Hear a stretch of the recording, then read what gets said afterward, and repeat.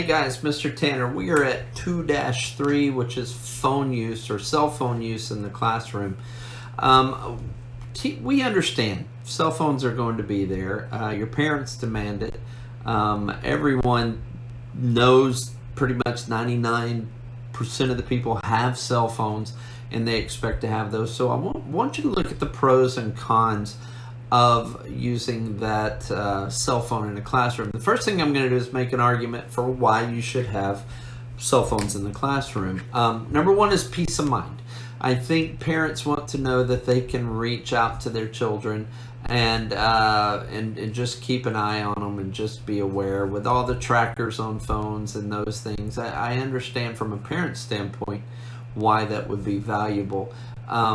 Of just side note, doing informal surveys of my students, I find it very funny that most of the instant messaging that, believe it or not, a lot of the kids get during the day, it's actually from their mother or father or parent asking them to do something. So I find it kind of funny how all parents will be like, no, you keep that cell phone out of the room, but we're the ones who are sending text to our kids because we always want to have access to them in this day and age. Number two, the benefit is instant answers. You know, I can ask Siri what I need to when I need to. I can go online and find this wealth of information over whatever is asked, and it's instant. Okay, it's almost, I used to hold up my cell phone and say, here's my brain, right? Because now I don't have to keep it up here, I can keep it in my cell phone. But I don't want you to get too reliant on that fact. The other is you have a wider access to information, and this is through social media platforms. You can hit normal media platforms. You can hit peer resources. You can hit the school library. You can hit all this. So really access to instant deliberate news is a very big thing.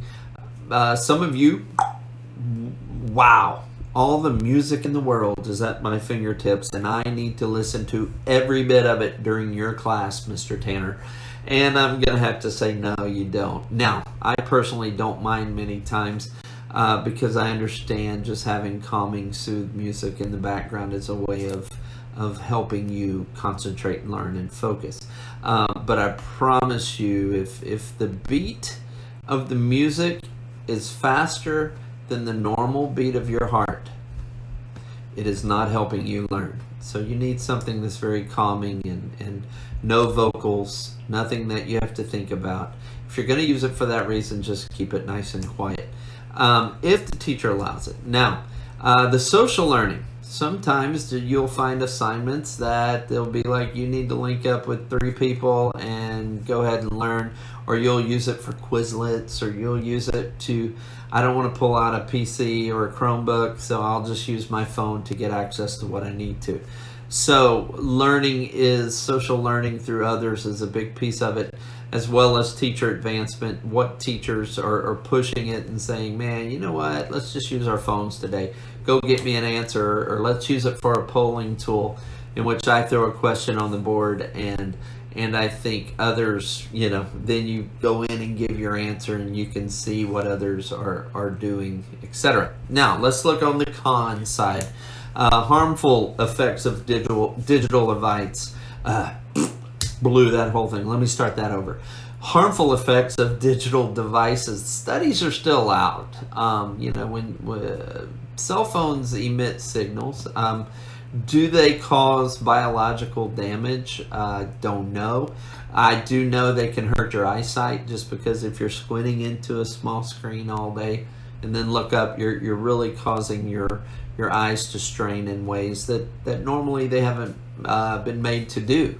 So the other part is inappropriate materials being pulled up in the classroom.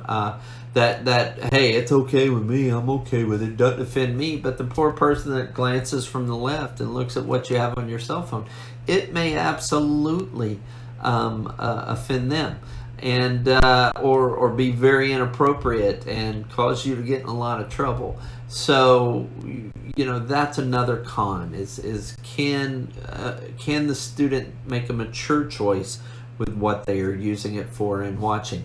The biggest is it's a distraction from classwork, from schoolwork, right? We live in a world of squirrels. What was that? What was that? Especially if you're an extroverted type and you have trouble kind of focusing already on things. It's just not your makeup, man. I need to know what's happening.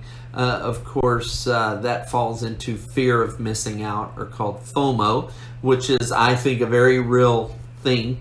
I'm just going to miss out on something if I'm not linked in with all my buddies and we're chatting and we're doing this.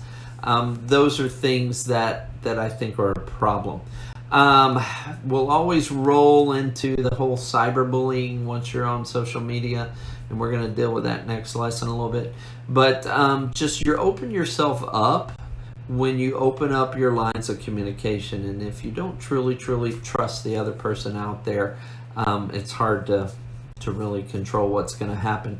The other thing is, you are not learning skills. You're becoming very reliant on technology, and you're not learning a lot of times the skills that you would learn better if you were physically doing something or looking something up. I will guarantee you something in the world that has disappeared today, and I don't mind, and I learned it when I grew up. Using the card catalog in the library to find a book, right? And you had to go, and there's all these little cards, and you like get a number, and then you go find the book. Well, instant access to information is much nicer, I promise you, and you guys have that. But if I were to look at how things should work in the classroom, learn the rudimentary steps needed and then augment them with technology.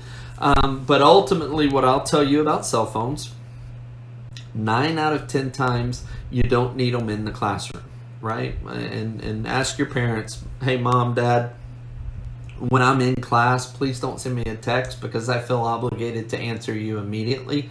And just understand, if I don't answer you immediately, I'm at least waiting till after class, out of respect for your teacher and the learning that is occurring. So in many cases, in my classes, I trust you to use it responsibly. Teachers will have shoe places on the wall that you can put your cell phone in, or charging stations that you can charge your phone at. And some teachers like myself, I say, if your phone never comes out, leave it in your backpack, right? I just don't want to see it. I want you to be respectful of the work I've done in preparing this lesson. And I think my lesson's valuable for you, but you're going to have to concentrate on it. So, phones, determine the lay of the land. Figure out what the teacher expects and then meet those expectations. I would say during a school day, if you're having to recharge your phone at any time during the day, you're probably using it way too much. And you're not really focusing on what's important. Anyway, words of wisdom. See you in the next meeting.